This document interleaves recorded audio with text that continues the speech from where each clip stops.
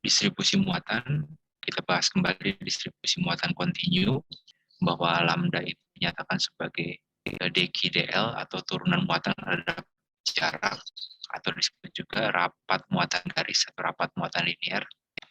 Bila kalian ingat, pada semester sebelumnya telah dibahas mengenai rapat massa persatuan panjang. Nah, saat ini lambda dipergunakan kembali simbolnya sebagai rapat muatan persatuan panjang. Jadi konsepnya mirip muatan garis berbentuk kawat seperti ini. Nah, elemen kecilnya disebut sebagai dq. Dq itu sama dengan lambda dl.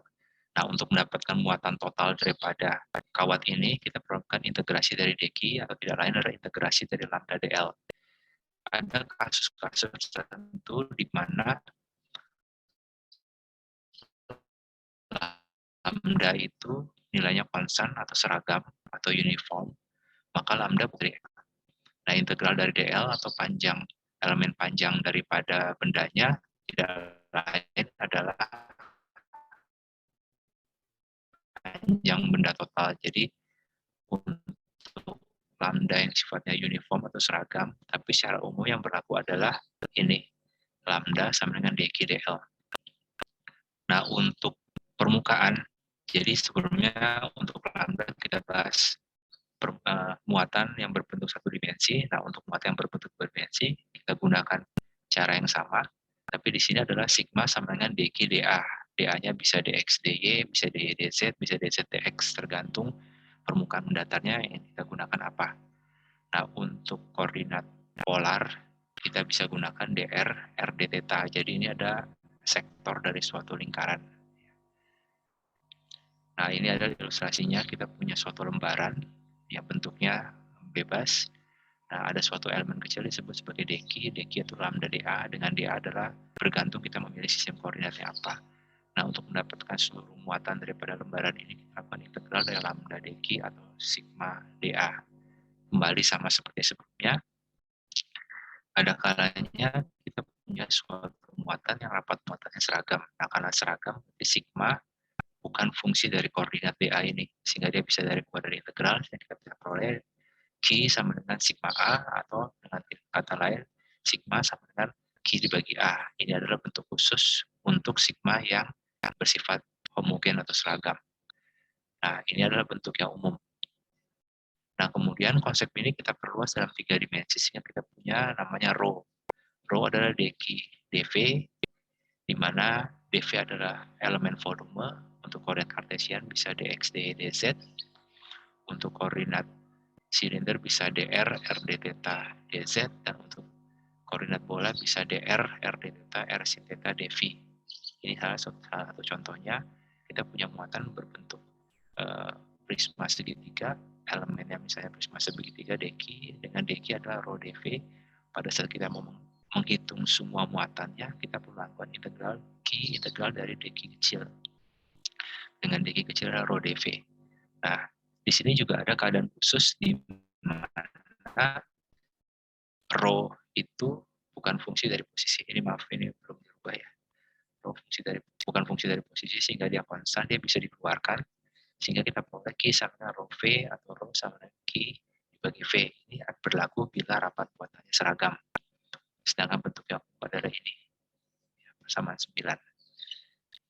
Baik, bila ada pertanyaan atau komentar di luar kuliah, silakan mengisi di bagian bawah ini. Nah, sekarang kita masuk ke rapat muatan berbentuk garis. Ya. Jadi, tadi sudah dinyatakan bahwa rapat muatan linear atau rapat muatan garis bentuknya, simbol yang digunakan adalah lambda, tapi ada beberapa referensi menggunakan mu. Jadi, kalau kalian mendapatkan bacaan atau sumber di mana menggunakan lambda yang berbeda, tidak perlu khawatir, tapi harap diperhatikan makna dari simbol-simbolnya itu apa. Nah, saat kita membahas tadi rapat muatan baik oleh garis, permukaan, atau volume, kita memiliki dq, elemen muatan. Nah, dq-nya akan menyebabkan elemen medan listrik atau DE. Ya, bentuknya jadi kalian lihat mirip ya, seperti medan listrik oleh satu titik muatan, yaitu E sama dengan K per R pangkat 3 kali vektor R. Nah, di sini karena dia elemen muatan, bukan satu muatan titik dijanakan sebagai deki, sedangkan medan listriknya dijanakan jika deki. Ki ini untuk merujuk ke deki ini. Jadi nanti pada kenyataannya bisa saja kita diminta untuk mengintegralkan dua atau lebih muatan kontinu. Jadi di situ ada DE1, itunya Q1, ada DE2, muatannya Q2. Nah, jadi itu pentingnya digunakan indeks. Tapi apabila kalian hanya mengintegralkan satu muatan saja, tidak perlu menggunakan simbol seperti ini. Jadi bisa disederhanakan hanya DE saja. Nah, kemudian inilah bentuknya. Jadi kembali menggunakan rumus yang di atas ya. Jadi rumusnya seperti ini. Itu kita perlu informasi R. R adalah posisi di mana ingin kita tinjau medan listriknya. Kemudian ada namanya R key, di beberapa buku ditunjukkan sebagai R aksen, itu adalah posisi elemen muatan deki. Nah, yang penting adalah posisi titik amat P ini terhadap posisi elemen muatan secara relatif atau R kurang R key.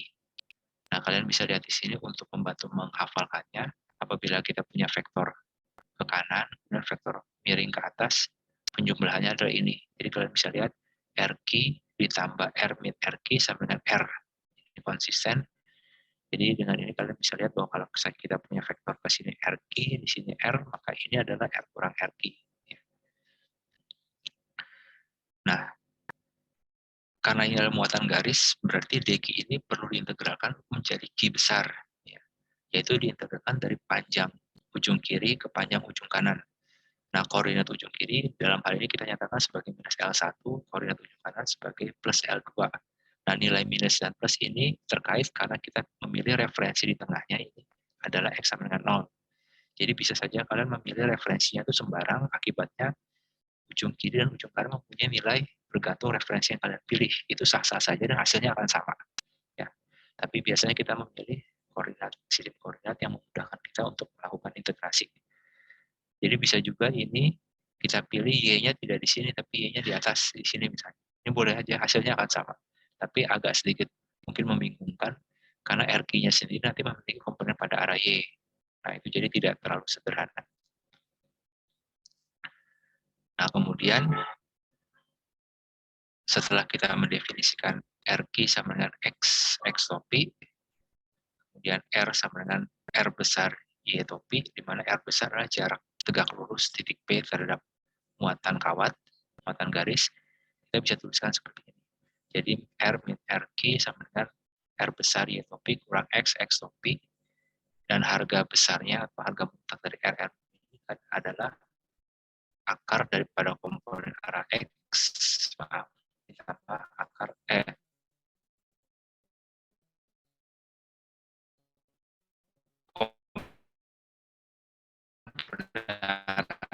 dikuadratkan ditambah komponen arah Y dikuadratkan kemudian diakarkan. Jadi kita peroleh bentuk seperti ini. Nah, min LQ sama dengan lambda DL, keduanya kita substitusi ke sini.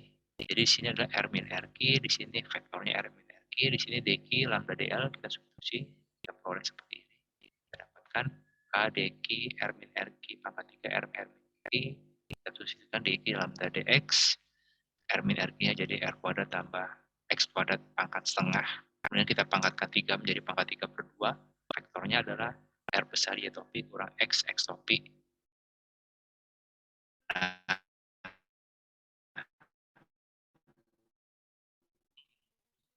kalian lihat di sini yang depannya vektor satuan. Nah, bagian yang depannya ini dikali R itu adalah komponen pada arah Y.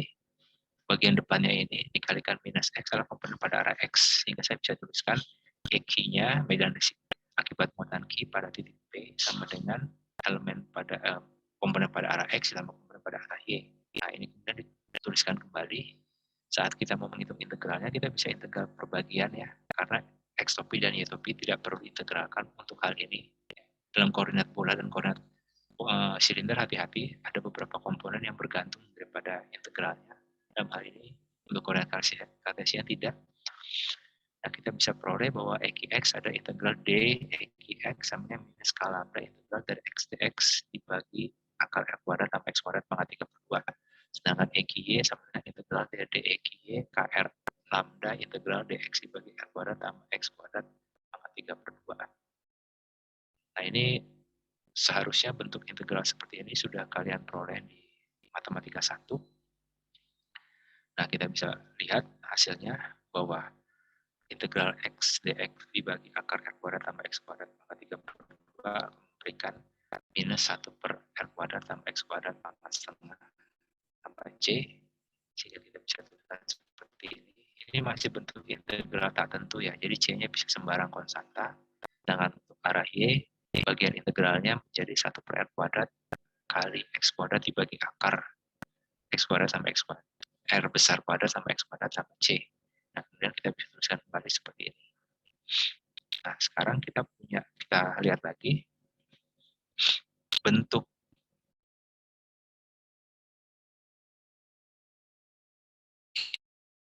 integral ini, salah satunya yang bawah ini. Pada saat mengintegralkan kita perlu pemisahan theta 2 yang merupakan syarat batas. Tapi kalau bentuk hasil integralnya sudah dalam x, kalian cukup menggunakan syarat batas bawah integralnya adalah minus L1, batas atas integralnya adalah L2. Jadi sekarang kita bisa masukkan pada arah x, sekarang sudah pasif untuk titik P yang panjang bagian kirinya adalah minus L1, koordinatnya sebelah kanannya adalah plus L2, atau panjang batang keseluruhan adalah L1 plus L2, kita bisa peroleh seperti ini. Kita perlu rumusan seperti ini. Kita tinggal masukkan batas-batas integralnya ya. Batas integralnya jadi 1 per akar R kuadrat tambah L2 kuadrat, batas atas kurang 1 per akar R kuadrat tambah minus L1 kuadrat. Nah, ini hati-hati, di bawahnya jadi L1 kuadrat karena minusnya dikuadratkan. Nah, untuk arah Y, perlu berhati-hati karena di sini di atasnya ada X, ada DX ya. Di sini ada X, akibatnya di atas ini tandanya jadi ikut. Jadi untuk suku yang ini kita gunakan batas atas L2 per akar R, L2 kuadrat tambah R besar kuadrat tambah L2 kuadrat. Yang sebelah sini bagian atasnya adalah minus X. Ada tanda minus di sini, dengan minus ini jadi plus. Di bawahnya menjadi positif karena dikuadratkan, sehingga kita peroleh seperti ini. Jadi secara tidak langsung kalian harus ingat bahwa ini ada tanda negatif, tapi menjadi positif karena di sini juga negatif. Kurangi batas bawah, suku integral batas bawah. Sedangkan yang ini juga sama, jadi positif karena dikuadratkan. Jadi artinya apabila kalian melakukan integral L1-nya bukan di sini tapi di sebelah sini misalnya, posisinya di sini. Ini tanda negatifnya akan tetap ada karena nilai ininya jadi positif ya. Jadi kalian coba bermain-main nanti kalau panjang batangnya bagaimana.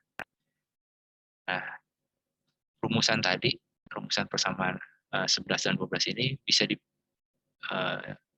secara umum sehingga sembarang batang seperti ini kalian bisa cari dan bagaimana sudutnya terhadap arah tegak lurus batang. Nah, sekarang kita coba bahas beberapa konfigurasi di sini. Jadi di sini ada contoh seperti ini. L1, L2 adalah contoh yang umum. Di sini kita bisa lihat bahwa bila bagian L1 lebih besar daripada L2, maka cenderung medan listriknya ke arah kanan. Tapi bila bagian L2 lebih besar, dia cenderung ke arah kiri. Nah, bagaimana kita bisa lihat ini? Kita bisa lihat di bagian ini. Kita bisa lihat di bagian arah X.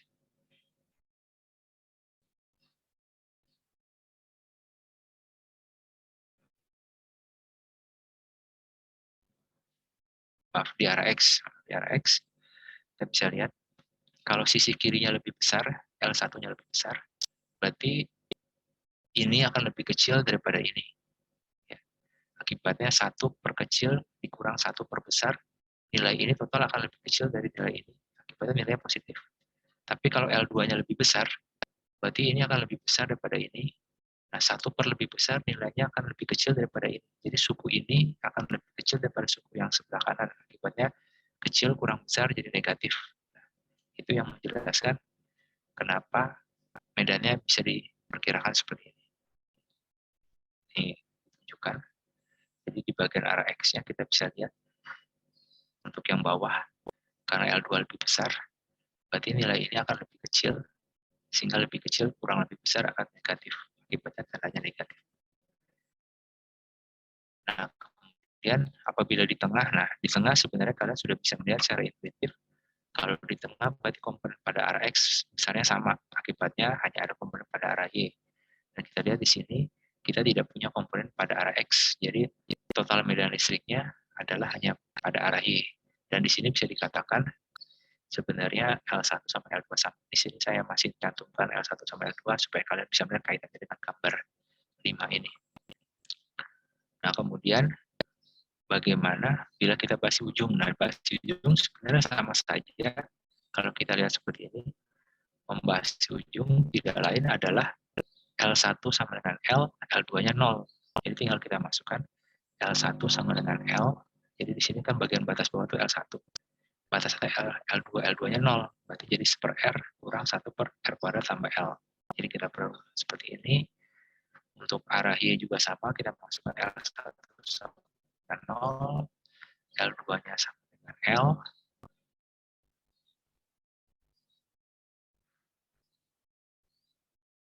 Maaf, ini L1 sama dengan L, L2 sama dengan 0. Ini ada yang salah di sini. Harusnya L1 sama dengan L, L2 sama dengan 0. Ini terbalik.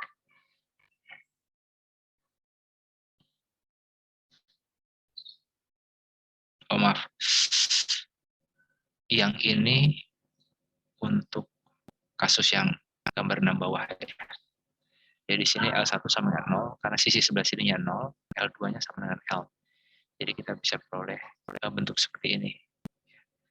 Nah, kemudian ada yang namanya kawat panjang tahingga. Tahingga itu sebenarnya bukan benar-benar tahingga, tetapi panjang kawat ini jauh lebih besar daripada jarak titik kawat. Jadi artinya L jauh lebih besar daripada R. Sudah dikategorikan sebagai tahingga. Nah, di sini sama saja, rumusan yang ini kita gunakan dengan catatan L-nya diganti dengan tahingga. Jadi kita bisa lihat seperti ini. Apabila L dimasukkan tahingga, berarti ini 1 per tahingga, jadi 0. Di sini juga 1 per tahingga, jadi 0. Jadi kita tinggal dapatkan K lambda per R. Tinggal sekarang, kalau di ujung kanan nilainya positif, kalau di ujung kiri nilainya negatif karena suku ini menjadi 0. Jadi tinggal K lambda per R. Atau dari gambar ini kita bisa dapatkan persamaan seperti ini. Saya cukup kecilkan sedikit.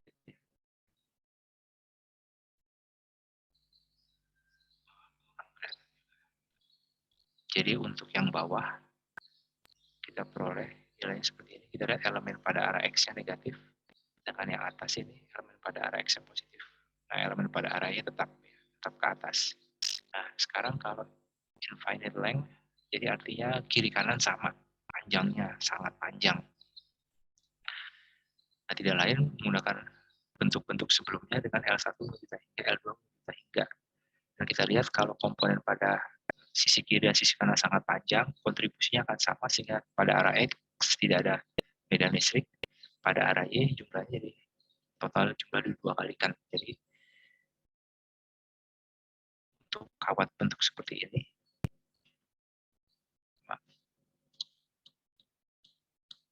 medan listriknya adalah 2 K lambda per R Y topik kebetulan karena kita pilih arahnya ke atas ya.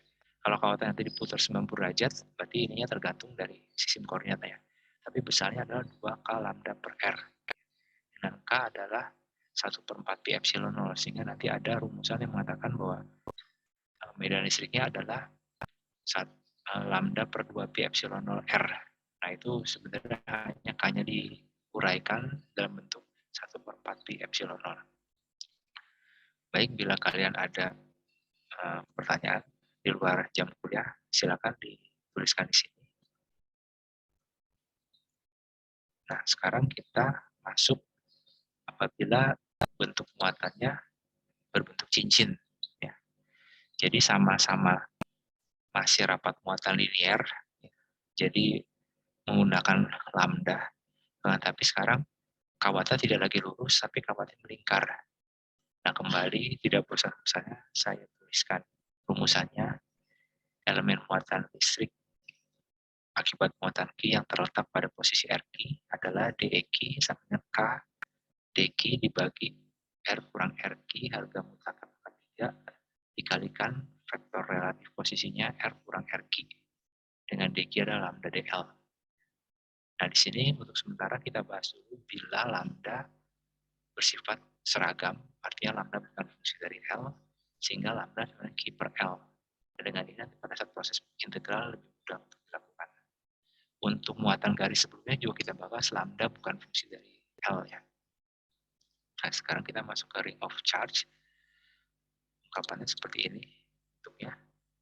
Nah, kembali kita punya rapat muatan bentuknya garis, tapi sekarang garisnya dilengkungkan sehingga berbentuk lingkaran. Nah, di sini ada ada busur lingkaran. Yang busur lingkaran ini apabila panjangnya dibuat keseluruhan sehingga menjadi satu lingkaran disebut keliling. Nah, inilah DQ. Untuk mudahnya kita ambil sistem koordinat pusatnya di tengah lingkaran. Nah, posisi DQ ini pada keliling itu adalah RQ. Nah, posisi titik amata titik P adalah R. Jadi kita bisa lihat bahwa R ini adalah H Z topi ya. Sedangkan RQ ini adalah R topi dengan R itu adalah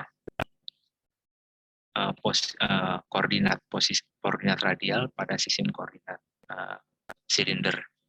Nah, yang kita perlukan adalah posisi relatif titik amat terhadap elemen muatan atau R kurang RQ. Jadi kembali kita lihat bahwa RQ ditambah R kurang RQ sama dengan R. Nah, ini untuk menghafalkannya. Nah, tadi sudah disampaikan bahwa R adalah H Z topi, yang ini RQ adalah R kecil kali R topi. Nah, R topinya sendiri adalah cos theta X topi tambah sin theta Y topi. Nah, jari-jarinya adalah R, sehingga RQ bisa dinyatakan sebagai R cos theta X topi tambah R sin theta Y topi. Jadi kita punya ungkapan seperti ini. Nah, kemudian besarnya R kurang RQ adalah komponen Z kuadrat tambah komponen Y kuadrat tambah komponen X kuadrat tambah komponen Y kuadrat tambah komponen Z kuadrat. Ini berarti X kuadrat, ini R kuadrat cos kuadrat theta, ini R kuadrat sinus kuadrat theta. Dan kalian masih ingat bahwa cos kuadrat theta tambah sinus kuadrat theta sama dengan 1. Jadi kita peroleh X kuadrat tambah R kuadrat, terus kemudian kita akarkan. Jadi di sini secara implisit telah digunakan koordinat silinder dengan catatan X sama dengan R cos theta, Y sama dengan R sin theta, R sama dengan X kuadrat tambah Y kuadrat, dan elemen panjangnya adalah R d theta. Nah, kemudian karena dia bentuknya lingkaran, maka koordinat arah R nilainya konstan yang dinyatakan dengan R besar atau jari-jari lingkaran. Nah, ini kenapa bisa dinyatakan dengan DL sama R d theta? Ini kalau kalian integralkan dari tetanya 0 sampai 2pi, maka kalian dapatkan 2πr. Nah, 2πr itu adalah keliling lingkaran. Jadi itu yang mungkin salah satu cara untuk menghafalkan mengapa elemen panjang pada busur lingkaran itu dinyatakan dengan R d theta. Nah, sekarang kita sudah punya DL-nya R d theta, kita sudah punya R kurang RQ, dan besarnya R kurang RQ, kemudian kita sudah punya DQ sama dengan lambda DL, tadi DL-nya ada R d theta, semuanya kita substitusi ke sini ya. Kita substitusi ke sini. Jadi kita bisa dapatkan seperti ini. Jadi DE sama dengan K, ini saya hilangkan Q-nya untuk mempermudah. K, ini tadinya lambda DL, tapi DL-nya diganti dengan R d theta, R-nya diganti dengan R besar, terus kemudian R kurang R pangkat 3-nya adalah H kuadrat tambah R kuadrat pangkat setengah dipangkatkan 3, jadi pangkat 3 per 2. Vektor R kurang RQ adalah ini, H Z topi kurang R cos theta. X topi tambah R sin theta Y topi. Suku bagian depannya kita kalikan H, itu adalah elemen pada arah Z. Suku depan ini kita kalikan minus R cos theta adalah elemen pada arah Y. Sedangkan kembali suku depan ini dikalikan minus R sin theta adalah elemen pada arah Y. Sorry, maaf yang tadi elemen pada arah X. Nah, sekarang untuk cincin penuh batas integralnya, integral 0 sampai 2pi-nya adalah 0 sampai 2pi ya sudutnya. Jadi kalian lihat di sini kesannya tadi rumit ya, cukup rumit gambarnya, kemudian persamaannya cukup rumit. Begitu kita mau integralkan, ternyata yang perlu kita integralkan hanya integral konstanta d theta, langsung berarti jadi theta. Integral dari cos theta d theta, kalian sudah ingat integral dari cos theta d theta, integral dari sin theta d theta, itu juga mudah ya. Jadi walaupun persamaan yang awalnya kelihatan cukup rumit, pada kenyataannya muatan berbentuk cincin ini penyelesaiannya mudah ya. Jadi untuk arah X, integralnya tinggal cos theta d theta, itu adalah sin theta. Kita masukkan syarat batasnya, bila kita bahas pada titik P, integral dari 0 sampai 2pi. Jadi kalian bisa lihat, ingat bentuk sinusoidal ya. Nah, integral 0 sampai 2pi nilainya 0. Jadi medan listrik pada arah X di titik P adalah 0. Untuk Y juga sama, kita integralkan. Bentuk integral akhirnya adalah integral dari sin theta d theta sama dengan minus cos theta, minusnya kita kalikan dengan yang ke depan sehingga positif. Nah, kita masukkan batasnya 0 sampai 2pi, dan kalian ingat bentuk cos juga bila kita integralkan dalam satu periode 0 sampai 2pi nilainya juga 0. Jadi kalian bisa lihat dari sini, misalnya untuk bagian ini ada elemen pada arah X, kira-kira ke arah sana ya, proyeksinya.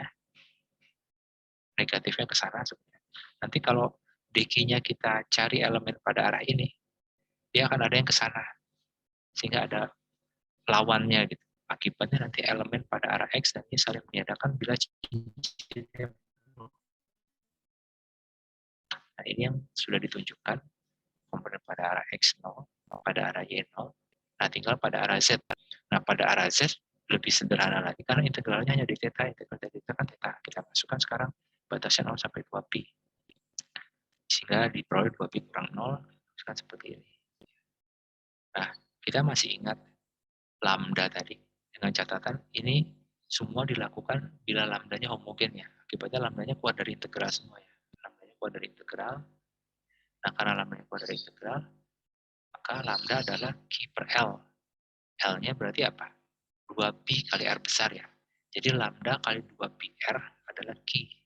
Oleh karena itu, maka di sini kita bisa tuliskan lambda kali 2pi R adalah Q. Jadi kita boleh medan listrik pada arah Z adalah K, Q besar, H dibagi H kuadrat sampai R kuadrat, maka 3/2. Jadi ini perumusannya mengapa kita bisa dapatkan nilainya medan listriknya seperti ini. Jadi dituliskan kembali vektor lengkapnya seperti ini. Nah, kita lihat bahwa hanya ada komponen pada arah Z. Ini adalah contoh penerapan yang sederhana. Nanti yang cukup rumit adalah bila kita tidak bahas di pusat. Ya. Jadi bisa saja kita tidak bahas di sumbu, tapi kita bahas di sini. Nah, ini sebenarnya tidak masuk ke materi fisika dasar.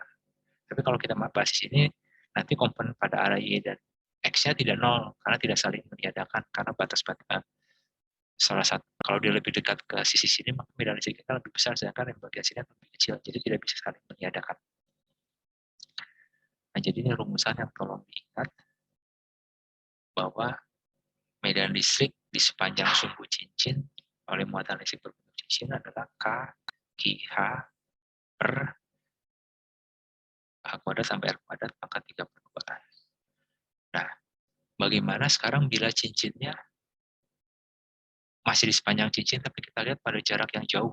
Jadi kita jauh sekali, artinya hanya jauh. Ya. Jadi pada H yang jauh, kita bisa lihat. Nah, pada H yang jauh atau hal besar pada R, kita bisa aproksimasi, jadi hanya saya turunkan ke bawah ya.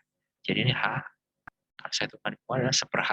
Jadi penyebutnya ada 1/H, karena 1/H itu kalau kita lihat akan bisa naik kembali, jadi cocok seperti ini. Kita turunkan 1/H. Nah, 1/H ini kemudian yang dari dalam akar kita bagi semuanya dengan H. Jadi di sini ada 1/H kuadrat, di sini R kuadrat per H. Jadi 1 per R per H kuadrat. Nah, 1/H-nya ini kita keluarkan dari akar. Nah, 1/H kuadrat kita keluarkan dari akar menjadi 1/H. 1/H-nya dipangkatkan 3. Jadi H pangkat 3 ya. Jadi kita peroleh di sini H pangkat 3. Maaf, di sini kita keluarkan H kuadrat ya. H kuadrat. Bukan sebenarnya kita keluarkan H kuadrat, ini jadi 1, ini jadi dibagi. Nah, kita keluarkan H kuadrat pangkat 3 per 2 jadi H pangkat 3. Nah, kita lihat di sini. Nah, H-1 kali H pangkat 3 jadi H pangkat 2. Nah, sekarang kita lihat bahwa H jauh lebih besar daripada R. Nah, bila H jauh lebih besar daripada R, atau H bisa dianggap kita hingga, maka R per H itu jadi hampir 0. Nah, kecil sekali atau hampir 0 dibandingkan dengan 1 jadi kecil, jadi dalam kurung ini bisa kita katakan mendekati 1. Nah, akar 3 per 2 dari 1 adalah 1, sehingga kita peroleh medan listrik pada jarak jauh ya, dari suatu muatan cincin sepanjang sumbu adalah K per H kuadrat. Nah, kalian ingat medan listrik pada muatan titik adalah K per R kuadrat. R kuadrat adalah jarak terhadap titik. Nah, di sini H kuadrat adalah jarak terhadap muatannya. Jadi dia seakan-akan pada jarak yang jauh kita lihat kembali sebagai muatan titik. Ini salah satu cara untuk memeriksa apakah perumusan yang kalian peroleh ini adalah benar. Jadi kita gunakan sudut pandang misalnya pada jarak yang jauh. Nah, di sini ada busur, nanti kita akan bahas kemudian, tapi tidak hari ini. Yaitu bila bukan cincin, tapi berbentuk busur. Nanti ini akan muncul hal yang cukup kompleks karena komponen pada arah X-nya tidak hilang. Nah, komponen pada arah Z hanya berkurang sedikit. Jadi kita lihat komponen pada arah Z ini hanya bergantung ini. Jadi kalau sudutnya hanya setengah lingkaran, berarti kan dari 0 sampai pi. Sudutnya hanya seperempat lingkaran, berarti 0 sampai pi per 2. Jadi komponen pada arah Y hanya bergantung dari ini. Sudutnya, kalau penuh 2 pi, kalau setengah lingkaran jadi pi, kalau seperempat lingkaran jadi pi per 2. Jadi untuk komponen pada arah Y mudah menghitung. Nah, yang repot adalah komponen pada arah X. Jadi di sini tetanya tidak 0. Jadi kalau tadi kalian integralkan dari 0 sampai berapa, berarti kalian harus integralkan di sini misalnya dari 0 sampai pi per 2, di sini dari 0 sampai pi per 2. Jadi akibatnya sukunya tidak 0, ada komponennya. Jadi sebenarnya prosesnya hanya itu. Dan kalian coba dulu sendiri, nanti kita akan bahas. Nah, bila kalian ada pertanyaan di luar jam kuliah, silakan tinggal pesan di sini. Baik, terima kasih. Kita kembalikan ke atas. Nah, sekarang kita bahas, kita masuk ke materi berikutnya, yaitu muatan yang berbentuk cakram. Muatan yang berbentuk cakram. Nah, kembali tuliskan ini supaya kalian lama-lama menjadi hafal. Diharapkan bahwa bila terdapat elemen muatan deki yang terletak pada posisi RQ, maka pada titik R kita bisa dapatkan elemen medan listriknya adalah K deki per R kurang RQ besarnya pangkat 3 dikalikan vektor posisi relatifnya itu R kurang RQ. Nah, rapat muatan persatuan luas atau rapat muatan luas, bahasa Inggrisnya surface charge. Oh ya, sebelumnya kenapa saya memberikan subjudul-subjudulnya dalam bahasa Inggris? Karena kebetulan literatur yang mudah didapatkan di internet adalah berbahasa Inggris. Dengan ini kalian mudah mencari rujukannya. Jadi itu yang diharapkan. Karena kalau dituliskan dalam bahasa Indonesia, kadang-kadang istilahnya tidak terlalu pas saat diterjemahkan, akibatnya sering salah mencapai referensi, terutama dalam bahasa Inggris. Nah, di sini rapat muatan permukaan adalah dq per dA. Nah, bila sigmanya bukan fungsi dari koordinat, itu dalam hal ini bisa bukan fungsi dari X dan Y, bukan fungsi dari R dan Theta dan sebagainya, maka sigma adalah Q dibagi A. Nah, untuk koordinat silinder, dalam hal ini, pada bidang datarnya, elemen luasnya adalah dr, r, d, theta. Nah, ini bisa dihafalkan kalau kalian masih ingat sebelumnya cara menghitung luas untuk lingkaran. Ini adalah elemennya adalah dr kali r d theta. Nah, kalau kalian integralkan ini menjadi 1/r kuadrat theta ya. Nah, bila lingkaran penuh, tetanya menjadi 2pi. Nah, 2pi kali 1/r kuadrat akan menjadi pi r kuadrat. Jadi, mungkin salah satu cara menghafalkannya adalah dengan mengingat pusat dari luas lingkaran. Nah, kemudian vektor posisi pada koordinat polar atau silinder untuk pada bidang alasnya adalah R sama dengan X cos theta sampai Y sin theta. Ini sama seperti R pada saat kita menentukan elemen muatan pada busur lingkaran ya, saat kita membahas muatan berbentuk cincin. Nah, sekarang kita batasi adalah cakram yang bermuatan seragam. Jadi kembali kita ingin menggunakan persamaan tiga ini. Ya. Nah, bentuknya seperti ini. Jadi kita punya cakram yang luas seperti ini. Jari-jari cakramnya adalah R. Nah, kemudian nanti kita perlu integral theta dari 0 sampai 2pi supaya menyeluruh. Nah, elemen luasnya adalah seperti ini. Di sini mengandung elemen muatan dq. Posisi dq adalah rq sama dengan r koordinat posisi pada koordinat polar kali r topi. Posisi titik amatnya karena sepanjang suku z adalah z topi. Nah, yang kita perlukan adalah posisi relatif titik amat terhadap elemen muatan. Jadi R kurang RQ. Nah, R kurang RQ, ya kembali kita ingat bahwa RQ ditambah R kurang RQ sama dengan R. Nah, di sini DA-nya diperjelas yang bagian ini. DA itu adalah bagian ini sebenarnya adalah perpanjangan dari jari-jari. Jadi panjang jari-jari, nah elemen sepanjang jari-jari atau vektor radialnya adalah disebut DR. Nah, busur ini lebarnya adalah R dikalikan sudut ini. Sudut ini karena merupakan elemen dari sudut yang kena dq. Jadi kenapa ini adalah R dq. Nah, ini adalah elemen panjang, ini elemen panjang. Nah, bila kita punya dua buah elemen panjang, begitu kita kalikan, kita dapatkan elemen luas. Ya. Nah, dq-nya dari persamaan sebelumnya bisa dituliskan sama sigma dA. Jadi kita punya dq, kita punya dA, dA-nya ini, kita punya R kurang RQ. Nah, sekarang kita tuliskan lagi. Jadi R kurang RQ sama dengan Z topi kurang R kuadrat. Ingat yang muatan cincinnya. Bedanya dengan muatan cincin di sini adalah R besar. Kenapa? Karena muatan cincin hanya ada satu jari-jari yaitu pada cincinnya. Nah, sekarang kita tidak. Kita punya berbagai jari-jari mulai dari jari-jari 0 sampai jari-jari R besar. Karena di sini ada kumpulan cincin-cincin sebenarnya. Jadi di sini kita tidak boleh nyatakan dengan konstanta itu, tapi kita nyatakan variabelnya akan diintegralkan. Nah, kemudian besarnya dari R kurang RQ adalah komponen pada masing-masing faktor satuan dikuadratkan, dijumlahkan, kemudian diakarkan. Kita peroleh Z kuadrat ditambah minus R kuadrat, kemudian diakarkan. Nah, kita substitusi ya R kurang RQ, besarnya R kurang RQ, vektor satuannya, elemen luasnya, sigmanya, kita substitusi ke persamaan awal, sehingga kita bentukkan seperti ini. Jadi dq adalah K dq, jadi sigma dA, R kurang RQ besarnya pangkat 3, karena dia adalah akar, jadi pangkat 3 per 2, Z topi kurang R topi. Nah, ini kita dA-nya jadi dN, R d theta. Di sini R topinya kita ganti dengan X cos theta, Y sin theta. Nah, di sini bagian depannya, suku depannya, kita kalikan Z adalah elemen pada arah Z.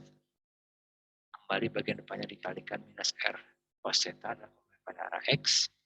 Dan bagian depannya dikalikan minus Y sin theta jadi komponen pada arah Y. Jadi kita bisa peroleh medan listrik total akibat kontribusi ketiga arah adalah ZEZ tambah XEX tambah YEY. Dan kembali kalian lihat integralnya tidak susah. Jadi untuk bagian yang belakang kembali kita peroleh sama seperti cincin karena memang kontribusinya bagian angularnya yaitu dengan cos theta d theta dan sin theta d theta. Yang sulit adalah integral pada arah R. Jadi pada arah R ini kita perlu melakukan integral dari R kuadrat dr dibagi Z kuadrat sampai R kuadrat maka 3 per 2. Nah, pada arah Y sama bentuknya. Jadi integral ini dengan ini sama. Jadi kalau kan sudah selesaikan ini kan dapat ini. Nah, pada arah Z sedikit lebih mudah, karena dengan menggunakan substitusi nanti kita bisa peroleh bahwa yang atas ini kita gunakan langsung suku yang bawah ya, jadi Z kuadrat tambah R kuadrat ya, jadi U-nya ya, jadi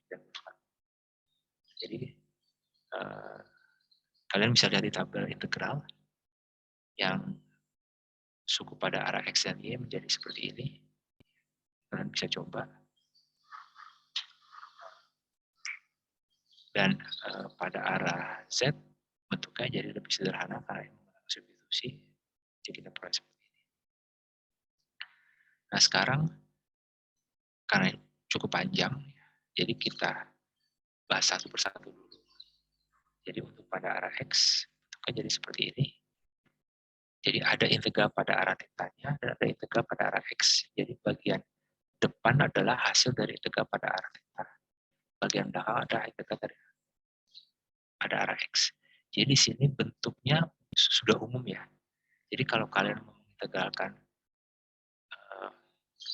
bukan cakram, tapi adalah sektor atau anulus namanya. Jadi cakram yang tengahnya bolong ini bisa dilakukan.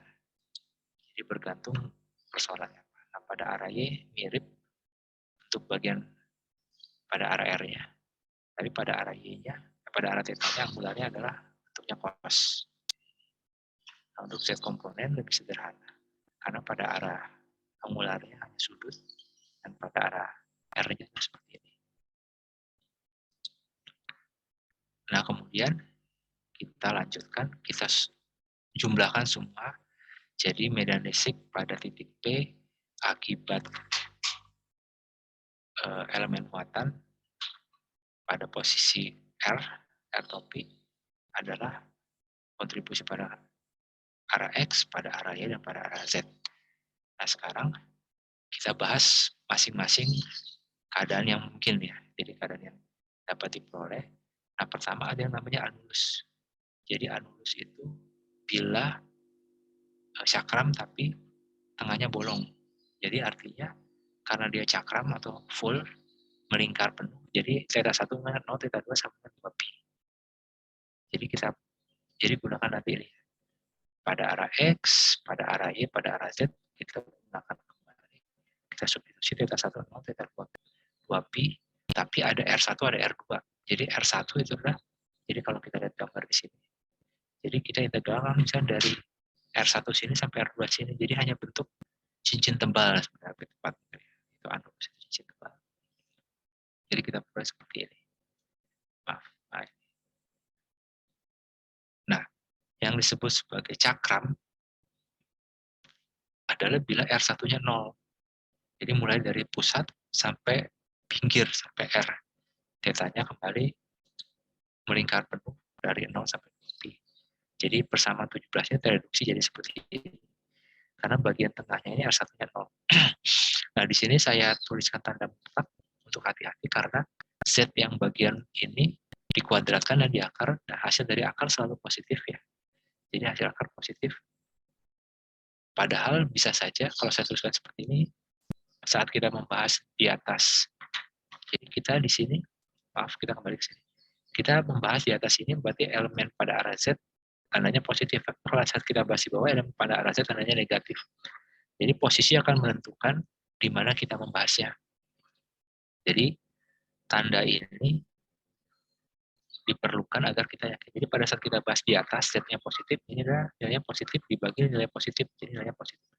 Pada saat kita bahas di bawah, Z ini negatif dibagi nilai positif, hasilnya negatif. Kalau ini dihilangkan, jawabannya akan jadi 1 ya. Nah, 1 itu selalu positif. Nah, itu yang agak keliru. Nah, beberapa rujukan saya lihat langsung menjadikan nilainya 1, sehingga pada saat diterapkan untuk suatu titik di bawah cakram, kadang sering terlupa, akibatnya tetap dituliskan positif. Jadi ada sedikit miskonsepsi, di atas cakram medan listriknya menjauhi, di bawah cakram medan listriknya mendekati. Nah, itu tidak benar, harusnya dua-duanya konsisten. Kalau cakramnya bermuatan positif, di atas cakram medan listriknya ke atas, di bawah cakram medan listriknya ke bawah. Jadi pada dua sisi medan listriknya saling menjauhi. Nah, untuk bermuatan negatif cakramnya, medan listriknya selalu menuju cakram. Nah, di sini kita bisa lihat baik untuk anulus maupun cakram, karena diintegralkan penuh arah angularnya dari 0 sampai 2pi, maka suku ini akan menjadi 0 ya. Jadi di sini kita masih menggunakan bentuk yang simetrinya masih simetri silinder ya, jadi full penuh. Nah kemudian nanti sekitar 1 atau 2 minggu lagi kita akan bahas mengenai kapasitor. Nah pada saat kapasitor kita anggap platnya amat luas. Nah plat amat luas sebenarnya sama dengan P ini kita bahas pada jarak yang dekat ke plat. Jadi ya dalam hal ini jari-jarinya jauh lebih besar daripada jarak titik amat. Jadi jarak P atau Z ini jauh lebih kecil daripada R besar. Nah ini adalah ini. Jadi pada saat cakram yang sangat besar, ya, pada saat cakram yang sangat besar, kita bisa lihat bahwa kalau R-nya sangat besar, kita anggap saja nilainya tak hingga. Berarti sesuatu dibagi tanda nilainya 0. Sehingga kita perlu tinggal Z dibagi Z mutlak. Jadi tersisa tinggal ini. Nah kemudian di beberapa referensi biasanya K ini 1/4 pi epsilon dibuka, dijabarkan sehingga kita bisa dapatkan medan listrik titik P adalah Z pi sigma per 2 pi epsilon Z per harga mutlak dari Z. Nah di beberapa referensi karena dibahas arahnya dianggap sudah tahu, ya, jadi kita tinggal ambil nilainya saja. Nilainya adalah sigma per 2 epsilon 0. Karena Z per Z ini di atas keping adalah 1/1, nilai 1 di bawah keping adalah min 1/1, nilai min 1. Jadi arahnya kalian sudah harus ingat. Besarnya adalah sigma per 2 epsilon 0. Baik, ini untuk cakram yang luas sebenarnya. Oke.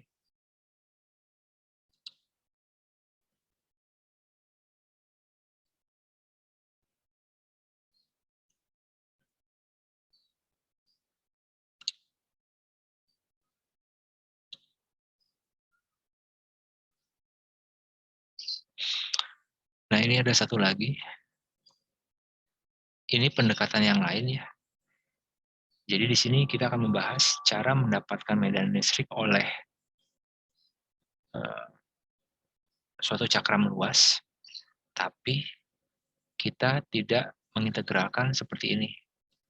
Jadi kalau yang di sini kita integralkan dengan elemen luas, ya. Untuk cara ini, pendekatan ini, kita integralkan dengan cincin. Jadi untuk cincin kita sudah dapatkan sebelumnya ya. E adalah K muatannya H dibagi H kuadrat tambah R kuadrat pangkat 3/2.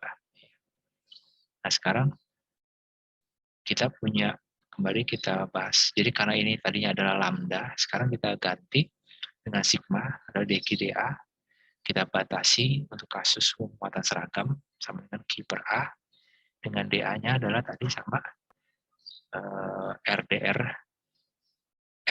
dr kali R d theta. Nah, tapi karena dari awal sudah berbentuk cincin, maka panjangnya kelilingnya sudah 2 pi R. Nah, tebalnya adalah dr. Nah, jadi sekarang yang disebut dq tadi agak berbeda dengan ini ya. Jadi perhatikan dq ini adalah elemen luas. Dq di sini adalah cincin. Cincinnya adalah dq. Jadi kita integral jari-jarinya dari suatu jari-jari dalam ke jari-jari luar. Nah, itu. Jadi bedanya di sana. Nah, kalau di persamaan awal ini sudah medan listrik oleh cincin. Nah sekarang karena kita mau integral cincinnya dari tipis menjadi tebal di sini, maka dijadikan DE K, ininya tidak Q tapi jadi DQ. Jadi kalian lihat ya transisinya. Jadi yang tadi dari muatan titik menjadi DQ, di sini juga tadinya cincin menjadi DQ karena kita ingin integralkan. Ya. Nah DQ-nya kita gunakan tadi sigma DA. Ya. DA-nya adalah 2 pi R dr. Kenapa kita langsung buat 2 pi R tidak integral theta dari 0 sampai 2 pi? Karena ini dari awal sudah cincin. Jadi kita tidak boleh gunakan integral theta. Karena dari awal sudah cincin, jadi panjangnya sudah 2 pi R dikali tebal cincin dr. Nah sekarang tinggal kita integralkan Nah, di sini karena dari awal sudah cincin, kita hanya punya komponen pada arah Z. Jadi pendekatan cara ini tidak bisa mendapatkan komponen pada arah X dan Y, hanya bisa mendapatkan komponen pada arah Z. Berbeda dengan pendekatan seperti ini, di mana komponen pada arah X dan Y masih bisa diperoleh sejauh kalian nanti memasukkan batas-batasnya. Nah, jadi ini secara umum memiliki kelebihan dan kekurangan, ini juga secara umum memiliki kelebihan dan kekurangan. Jadi di sini tidak bisa menggunakan perumusan yang ini untuk mendapatkan bentuk-bentuk yang cincin terpotong atau setengah cincin atau segmen dan sebagainya. Ini harus bentuknya full lingkaran, tapi boleh di tengahnya bolongnya simetris ya, atau bentuknya anulus. Nah, sekarang kita masukkan batas-batas integralnya sehingga TPL rumusannya seperti ini. Nah, kemudian di sini biasanya untuk agar nyaman, kita sudah tahu bahwa R2 itu di luar, R1 di dalam. Jadi kita bisa lihat bahwa suku ini karena R2 itu lebih besar, maka 1/lebih besar kurang 1/lebih kecil akan negatif. Jadi tandanya kita balik ya. Urutannya kita balik, jadi R1 kurang R2, tanda negatifnya keluar, sehingga negatif saling cancel dengan yang ini, jadi kita keluar positif. Jadi kita yakin di sini, berapapun nilai R1 dan R2, sejauh R2 ada di luar, kita akan peroleh nilainya positif. Ini untuk lebih memudahkan. Nah, sekarang kita bahas cakram. Nah, cakram itu adalah R bagian dalamnya 0, R1-nya 0, R2-nya adalah R. Jadi kita gunakan seperti ini. R1-nya 0, jadi tinggal H kuadrat diakarkan jadi 1/H. Yang ini R2-nya jadi R besar. Jadi kita pilih 1/H kurang ini. 1 per akar H kuadrat sampai R kuadrat. Nah, hanya bisa kita masukkan ke dalam kurung, kita pilih 1 kurang ini. Nah, kemudian bagaimana kita bahas di atas dan di bawah. Ya, di atas dan di bawah cakram. Nah, penulisan yang ini agak sedikit misleading karena sebenarnya dari awal sudah diasumsikan hanya membahas di atas. Jadi di sini H ini nilainya seakan-akan harus positif, padahal begitu kita bahas di bawah nilai H ini adalah negatif ya. Jadi sama seperti yang sudah disampaikan sebelumnya, nah ini harus hati-hati.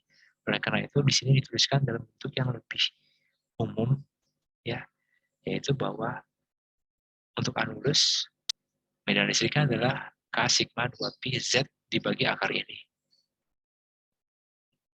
Nah, untuk cakram itu R1-nya adalah 0, R2-nya adalah R. Jadi 1/Z harga mutlak karena keluar dari akar, Z kuadrat adalah harga mutlak. Jadi bentuk seperti ini. Nah, dengan ini akan kita bisa lihat apabila kita membahas di atas cakram, maka Z-nya lebih besar pada 0, nilai ini akan positif, karena Z ini jadi positif. Begitu kita bahas di bawah cakram, nilainya akan negatif, karena nilai ini jadi negatif. Nah, ini berlaku untuk dua-dua ini, baik untuk cakram atau anulus. Jadi perbedaan dari anulus adalah bagian tengahnya ini berkurang nilainya. Ya, karena penyebutnya ini jadi lebih besar, karena R1-nya adalah 0. Oke, baik. Bila kalian ada pertanyaan di jam kuliah, tinggal dicantumkan di sini. Oke, kita break dulu sekitar 10 menit ya. Terima kasih.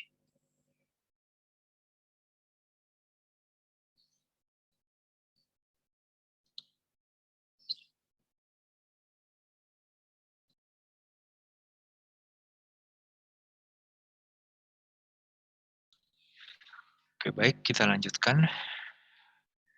Di materinya terdapat adanya hukum Gauss ya. Jadi hukum Gauss adalah bisa dimanfaatkan untuk mendapatkan medan listrik dengan catatan medan listriknya memiliki simetri tertentu yang cukup bagus sehingga memudahkan pada saat dipilih bentuk permukaan Gauss tertentu. Medan listriknya bisa keluar dari integral sehingga akhirnya kita bisa dapatkan nilai besarnya medan listrik. Nah, terdapat 3 simetri utama yang sering digunakan, yaitu pertama adalah simetri pola. Jadi kita tahu muatan titik atau bentuk muatan apapun yang bentuknya seperti bola dengan busi muatannya uniform pada arah theta dan V, boleh tidak uniform pada arah R, akan memiliki bentuk medan listrik hanya pada arah R. Bentuknya. Nah ini apabila kita gunakan simetri bola, bentuk ini akan cocok sehingga hukum Gauss dapat digunakan mencari medan listriknya. Nah kemudian yang lain adalah kawat lurus panjang. Nah pada kawat lurus panjang, kita barusan bahas bahwa medan listriknya selalu tegak lurus kawat. Jadi nanti kalau kita pilih muatan permukaan Gauss bentuknya silinder, dia akan selalu tegak lurus dengan permukaan. Nah ini juga jadi mudah dihitung. Sifat simetri ini bisa dimanfaatkan untuk menghitung medan listrik. Nah yang ketiga adalah simetrinya berbentuk segi empat atau pelat ya. Jadi pada pelat yang amat luas, medan listriknya selalu tegak lurus dengan pelat. Di sebelah atas pelat adalah keluar, di bawah pelat adalah keluar juga. Bila muatan pelat adalah positif. Akan tapi bila muatan pelat negatif, maka di atas pelat dia menuju pelat, di bawah pelat dia menuju pelat juga. Nah, tiga ini akan dimanfaatkan dalam hukum Gauss untuk menghitung medan listriknya. Lebih jauh lagi nanti untuk pelat yang akan menjadi alat yang disebut kapasitor, akan kita bisa manfaatkan hukum Gauss untuk menghitung muatan pada dielektrik. Nah, sebelum kita masuk hukum Gauss, ada yang namanya permukaan Gauss. Nah, di sini kita akan membahas permukaan Gauss. Permukaan Gauss adalah suatu permukaan imajiner. Jadi sebenarnya permukaan ini tidak ada, tapi kita gunakan sebagai alat bantu di mana untuk kasus untuk menghitung medan listrik, permukaan ini kita pilih sedemikian rupa sehingga medan listriknya selalu tetap arahnya pada permukaan dan besarnya juga selalu sama. Nah, sekarang, jadi secara umum permukaan Gauss itu bebas, ya. Permukaannya bisa bentuknya apa saja. Di bagian pendahuluan tadi saya sudah cantumkan beberapa referensi dan ada beberapa rujukan yang agak sedikit terlalu mengkhususkan bahwa permukaan Gauss bentuknya harus tertentu. Sebenarnya permukaan Gauss bentuknya boleh apa saja sejauh dia tertutup. Nah, tapi kalau kita pilih bentuk permukaan Gauss yang sembarang, perhitungan jadi tidak mudah. Nah, itu yang tidak kita inginkan. Jadi pernyataan tadi benar bila kita ingin menghitung membuat perhitungan menjadi mudah, jadi harus kita pilih bentuk permukaan Gauss-nya tertentu. Jadi contohnya di sini adalah kita punya permukaan Gauss bentuknya kotak. Ya. Makanya kita punya permukaan bentuknya kotak. Jadi permukaan Gauss S ini adalah integral tertutup, disebut integral tertutup, artinya S ini harus melingkupi, jadi nggak boleh ada bolongan ya, nggak boleh ada yang bolong. Jadi untuk kotak ini kita punya 6 sisi ya. Ada 1, 2, 3, 4, depan belakang. Jadi ada 6. Atau misalnya kita bisa pisahkan menjadi dua bagian kanan dan bagian kiri, bagian kanan R, bagian kanan L, left dan right. Jadi bagian kanan terdiri dari 3 sisi, ya 1, 2, 3, bagian kiri 3 sisi juga 1, 2, 3. Nah, ini apabila masing-masing sisi memiliki persamaan sendiri. Bisa juga kita pilih seluruh sisi hanya memiliki satu persamaan. Contoh yang sederhana, bila kita punya permukaan Gauss berbentuk bola. Ya. Nah, bola itu cukup kita nyatakan dengan X kuadrat tambah Y kuadrat tambah Z kuadrat sama dengan R kuadrat. Nah, itu jadi satu permukaan, jadi cukup satu fungsi. Kalau di sini kita punya 3 fungsi, kita punya 6 fungsi. Nah, dalam hal masing-masing permukaan memiliki fungsi sendiri, jadi kita perlu jumlahkan. Jadi S sama dengan integral tertutup dari ds untuk kasus pada gambar 1, kotak yang terdiri dari 6 sisi, jadi kita jumlahkan ada S1, S2, S3, S4, S5, S6. Nah, kita bagi S3, S4, S5 adalah sisi sebelah kiri, S1, S2, S6 sisi sebelah kanan. Seperti gambar ini. Nah, sekarang kita bisa tampilkan gambar-gambar yang lain. Saya kecilkan supaya terlihat semua. Jadi contohnya ada seperti ini bentuknya. Nah, dia ada S1, S2, S3, S4, S5.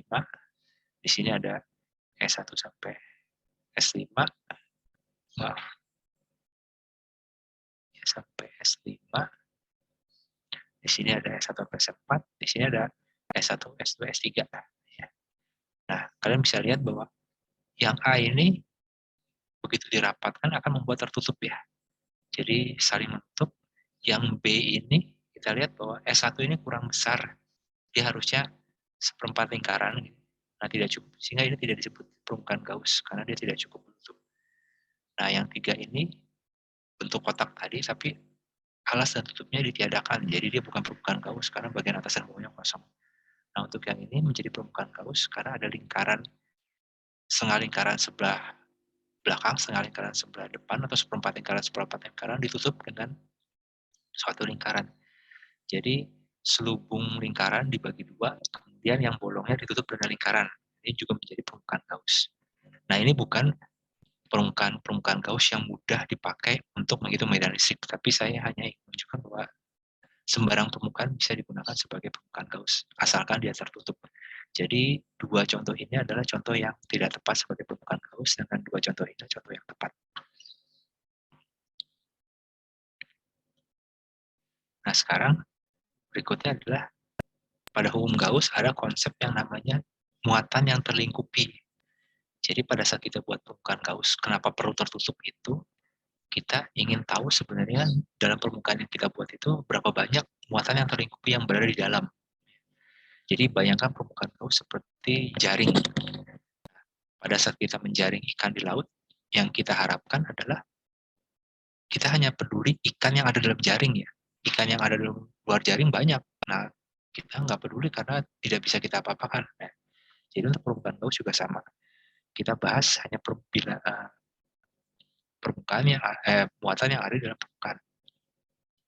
Jadi contohnya untuk yang pertama ini kita bisa lihat dari gambarnya, semoga cukup jelas 3 dimensinya. Q4 ini ada di luar ya, di depan menuju kita. Q1 ini ada di belakang menuju, ada di belakang selubungnya. Nah, selubung berbentuk bola ini kita bagi dua supaya kelihatan bahwa muatan Q2 dan Q3 ini ada di dalam. Karena kalau saya gabung, nanti tidak terlalu lihat Q1, Q2 dan Q3 ini ada di dalam atau ada di belakang. Gitu. Nah, ini yang pembuatan transparansi ini tidak bisa menggambarkan ketebalan transparan, harus semakin jauh atau semakin dekat itu warna transparannya beda. Nah, untuk yang gambar B juga sama. Q1 di depan, ini ada Q di depan, ini maaf ini kelebihan, ada Q4 di belakang. Nah, Q3 dan Q2 ada di dalam. Bisa lihat. Nah, untuk silinder, selubung silinder yang dipotong, kita bisa lihat Q4 ada di depan, Q1 ada di dalam, Q2 dan Q3, Q1 ada di belakang, maaf. Q3 dan Q2 ada di dalam. Jadi kita bisa lihat bahwa untuk ketiga gambar ini, Q2 dan Q3 itu ada di dalam permukaan Gauss yang kita pilih. Ya. Nah, ini adalah 3 simetri yang sering digunakan bentuk permukaan Gauss berbentuk bola, berbentuk persegi, kotak, dan berbentuk silinder. Yang masing-masing nanti ini digunakan untuk muatan berbentuk titik atau berbentuk bola, ini dipakai untuk muatan bentuknya pelat tuas, ini dipakai untuk muatan yang bentuknya garis lurus, ya, garis panjang lurus. Nah, berikutnya perlu juga dipahami bahwa permukaan Gauss itu tidak harus melingkupi muatan secara utuh ya. Jadi muatan itu tidak harus berada semuanya di luar permukaan Gauss atau semuanya berada di dalam permukaan Gauss. Jadi boleh saja muatan sebagian di dalam, sebagian di luar. Nah, ini akan dicoba ditampilkan. Jadi di sini kita punya permukaan tertutup S1, permukaan Gauss S1, ada 6 sisi, ada muatan Q1 yang kita lihat tidak semuanya masuk dan tidak semuanya keluar. Nah, bisa nggak kalian kira-kira lihat ini berapa bagian ini? Ya, berapa bagian di dalamnya sudah coba digambarkan, harusnya cukup jelas. Ini kira-kira ada 1/8 bagian ya. Nah, bisa juga untuk ini kita lihat persis di gambar di tengah-tengah, Q2 ini setengah di dalam permukaan Gauss, setengah di luar. Nah, bila kita ingin membahas hukum Gauss, kita cukup hanya peduli dengan yang bagian yang berada di dalam. Nah, sekarang ada kasus tertentu di mana permukaan Gauss-nya, karena permukaan khayal, boleh-boleh saja permukaannya ada di dalam muatannya. Jadi muatannya berbentuk bola besar, permukaan Gauss-nya di dalam bola. Nah, jadi kita bisa lihat bahwa muatan yang terlingkupi oleh bola ini adalah volume yang di dalam ini saja. Jadi hanya bagian volume ini. Jadi, nah, lain halnya dengan ini sama seperti kasus-kasus yang di sini ya, bahwa ada suatu muatan Q4, permukaan Gaussian lebih besar dan berada di luarnya, maka muatan yang tertutupi adalah hanya Q4. Nah, yang ini agak khusus, hanya sebagian muatan di luar, sebagian muatan di dalam, ini juga sama. Nah, ini permukaan Gaussian ada di dalam muatan, jadi ukurannya lebih kecil dari muatannya. Baik, ini kalian bisa coba, sebagian sudah dibahas di sini, kalian bisa jawab pertanyaan-pertanyaan di bawah ini. Nah, bila ada pertanyaan, silakan ajukan di bawah ini.